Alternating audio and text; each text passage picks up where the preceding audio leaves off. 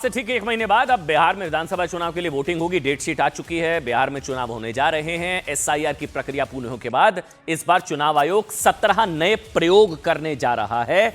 चुनाव की date sheet आ चुकी है। 6, 11, 14 तारीख को नतीजे हैं। लेकिन चुनाव आयोग के जिस नियम को लेकर सबसे ज्यादा विवाद, बवाल, चर्चा हो रही है, या कहा जा रहा है कि चुनाव आयोग ने तो ये सॉल्यूशन दे दिया, एक तरीके से पूरा विवाद ही खत्म कर दिया। क्या इलाज हो गया? बुर्के में आई महिला वोटरों की चेकिंग को लेकर क्या सॉल्यूशन आया है?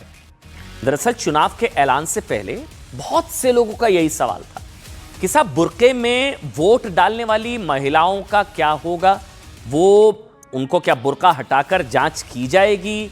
कहीं डूबियस वोटिंग तो नहीं हो जाएगी, जैसा कि आरोप लगते हैं कि बुर्के पहनकर डबल वोटिंग, डूबियस वोटिंग। अभी हुआ क्या हुआ? यूपी, बंगाल, दिल्ली, कई राज्यों में इस पर सवाल मच चुका है।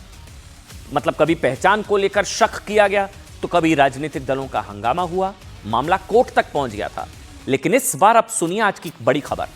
इलेक्शन कमीशन ने एक ऐसा तोड़ निकाला है बुर्के में वोटिंग का, जिससे ना तो साफ बवाल होगा और ना ही ये लोग वोटिंग के अपने लोकतांत्रिक अधिकार से वंचित रह पाएंगे और बुर्के में वोटिंग कर पाएंगे, और वोटिंग में रुकावट भी नहीं आएगी।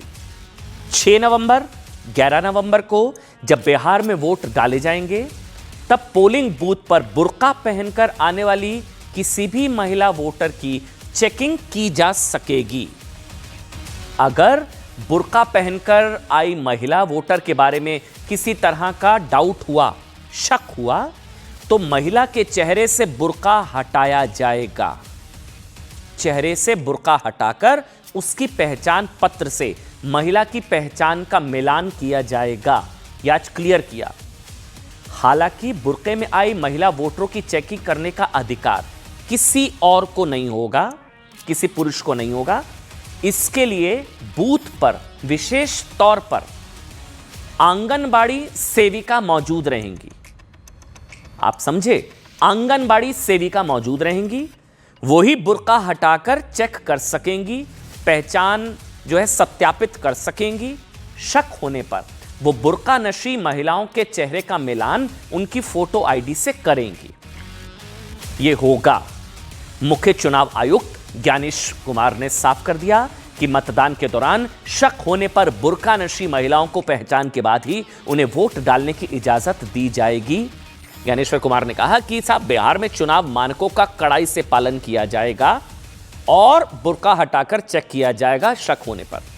अब क्या हुआ था पिछले चुनाव में? क्या हुआ ये तो आप जानते ही है ना। मतलब बुर्के में ढकी महिलाएं वोटिंग बूथ पर पहुंचती थी।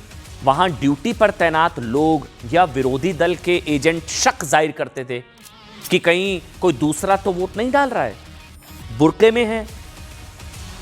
और तेलंगाना चुनाव में इस तस्वीर को लेकर बहुत बवाल हुआ था, याद होगा। माधवी लोकसभा चुनाव में ये बीजेपी के नेता माधवी लता जी, वो वहां पर पहुंच गई थी, चेक करने लग गई थी। बताइए साहब कि आप बताइए, क्या आप यही हैं? ये आपका वोटर आईडी कार्ड है। बुर्का हटाकर ये चेकिंग कर रही थी। तो इसको लेकर हुआ कि इनको ये अधिकार किसने दिया? ये तो चुनाव आयोग के अधिकारी वो चेकिंग करेंगे ना। ये बीजेपी नेता को या बीजेपी के नेत्री को अधिकार किसने दिया? ये तेलंगाना, यूपी में हो चुका है, दिल्ली में हो चुका है, बंगाल में हो चुका है। हर चुनाव की यही कहानी, बुर्का नशी।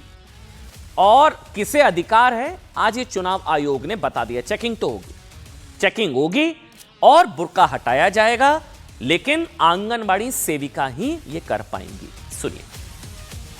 बुर्का नशीन की बात हो रही है, पर्दा नशीन लेडीज की। तो आइडेंटिटी के लिए जो हमारी आंगनबाड़ी सेविकाएं हैं, वो हर बूथ पर उपलब्ध रहेंगी और आवश्यकता पड़ने पर उनकी चेकिंग होगी। अगर हमको संतुष्टि नहीं है तो बुर्का उठवाएंगे ना भाई। और उस समय आप चिल्लाइएगा, ओवैसी चिल्लाएंगे, तो ओवैसी के चिल्लाने से होगा, तेजस्वी के चिल्लाने से होगा, और राहुल गांधी के कि सरिया कानून है। देश में बाबा साहेब अंबेडकर का संविधान है, देश संविधान से चलेगा, चुनाव आयोग संविधान से चलेगा। हालांकि इसमें कोई इतराज की बात नहीं। अगर महिलाएं उनको उनकी पहचान करेगी या उनको देखने का काम करेगी, तो इसमें मेरा ख्याल है किसी को इतराज़ होना नहीं चाहिए।